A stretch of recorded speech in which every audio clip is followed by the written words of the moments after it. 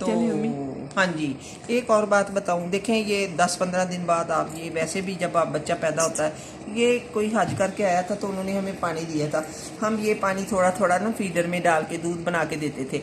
आपके पास भी हो तो ये आबे जमजम पहले दिन आबे जमजम में दूध बना के दें और जब तक चले चला दें।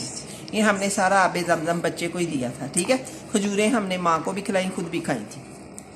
तो इसमें कुछ डाल ही लेता बंदा।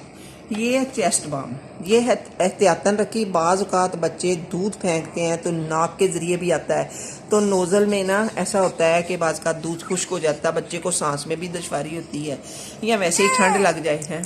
तो आपने पता क्या करना है, ये चेस्ट बाम है, ये बेबी चेस्ट बाम, ये भी एहतियातन घर में रख लेनी है। उसके बाद हमने एक थर्मामीटर रखा है बेबी, खुदा न खास्ता कोई टेम्परेचर वगैरह मालूम करना हो तो ये बेबी थर्मामीटर है। ये आप उसकी बगल में या थोड़ा सा मुंह के अंदर लेके जाएंगे तो यहाँ लिखा हुआ आ जाएगा बेबी का क्या टेम्परेचर है, ठीक है।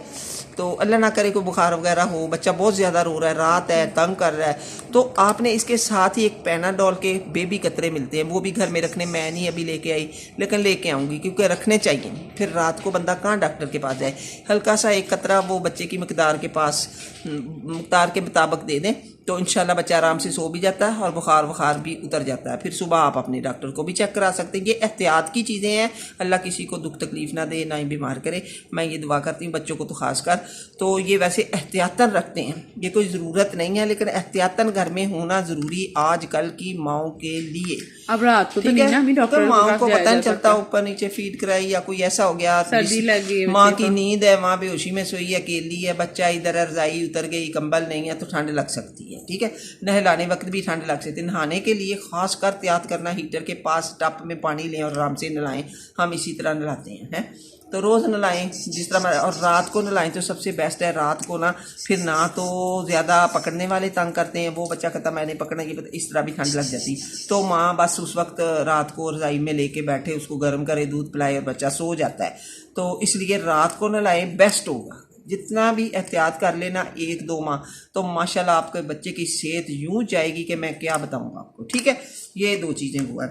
हाँ, एक और चीज़ है जो मैं अभी आपको बताने वाली हूँ, ठीक है। ये ना नज़ल, ये नाक में डालने वाले ड्रॉप्स हैं। अच्छा, यही वही नाक में डालने वाले ड्रॉप है। नाक नूक बंद हो जाता है ना, सांस के मसले सर्दी में होने वाले बच्चों के साथ बहुत ज्यादा आए थे। मैंने हॉस्पिटल में भी देखा था, उनको बेबी वहाँ रखा गया था, तो उनको सांस नहीं आ रही थी, बड़ी प्रॉब्लम थी। कईयों को तो बेचारों को खुराक की नाली भी नाक में लगी, अल्लाह सबको शिफा दे।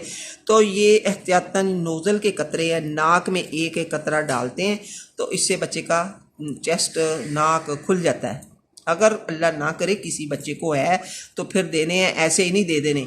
बाज़ का वैसे भी बच्चे को सांस इसलिए आता है कि नज़ला ज़ुकाम है, नाक बंद है, तो नाक को खोलने के लिए, एक साफ करने के लिए मिलती है, क्या उसका नाम है, एस्पिरेटर है, हाँ, वो इंशाल्लाह लेके आएंगे, वो आप ले लें।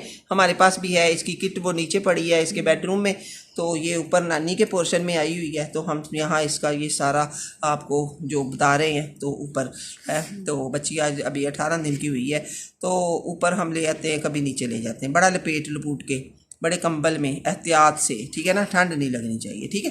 हाँ, तो ये आप लाजमी लें। ये चीज़ें हो गई। और हाँ, एक ये बच्चे को पैदाइश के बाद आंखों का इन्फेक्शन लाजमी हो जाता है कि पानी आ गया, रैश होगी, ऊपर से रैश होगी। ये बेबी पॉलीफेक्स ट्यूब है, ये आपने इसका क्या नाम है, हाँ, कार्टिस्पून, हाँ, ये बेबी है, ये बच्चों के लिए बनाई गई, बड़ों की अलहदा होती, बच्चों की अलहदा।